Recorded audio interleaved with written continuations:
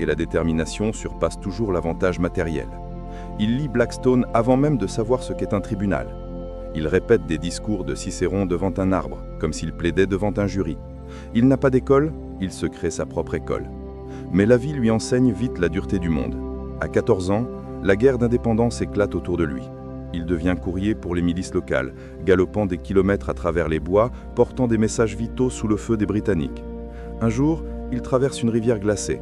Son cheval glisse. Il chute dans l'eau glacée. Tremblant, il se relève, serre le message contre sa poitrine et continue. Infirmière le voit arriver, trempé, bleu de froid. Je n'ai jamais vu un garçon si déterminé. Andrew se promet, la détermination deviendra toujours ma force. C'est là, au milieu de la violence et du chaos, qu'il apprend une vérité essentielle. La connaissance seule ne suffit pas. Il faut savoir l'appliquer dans l'action. Observer, analyser, mais surtout expérimenter. C'est la clé de tout autodidacte. Chapitre 2, Guerre et tragédie, 1775-1783. À 14 ans, la tragédie frappe comme un coup de tonnerre. Lors d'une escarmouche près de Hanging Rock, Andrew et son frère Robert sont capturés par des loyalistes britanniques. Jetés dans un hangar humide, infesté de rats et de maladies, ils sont confrontés à l'humiliation et la violence. Un officier exige qu'Andrew nettoie ses bottes. Il refuse. Le sabre s'abat. Sa main gauche est tranchée. Une cicatrice profonde marque sa joue pour toujours. Robert, affaibli, meurt de fièvre.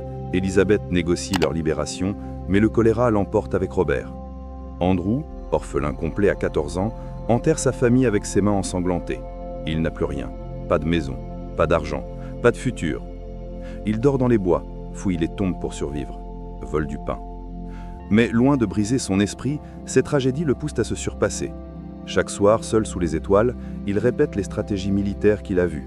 Il mémorise des textes de droit volés dans une bibliothèque abandonnée.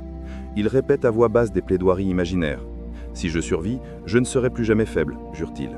Un soir, il trouve un livre de Césaire dans les affaires non soldats morts. Il le lit à la lueur d'un feu de camp et murmure « Divide et impera », diviser pour régner. Cette phrase deviendra sa devise. Leçon pratique.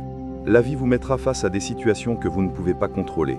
Ce que vous pouvez contrôler, c'est votre préparation, votre observation, votre volonté. Andrew utilise ces moments pour développer des compétences que la plupart des jeunes n'apprennent que des années plus tard. Il apprend que la résilience ne naît pas du confort, mais de la confrontation avec l'adversité.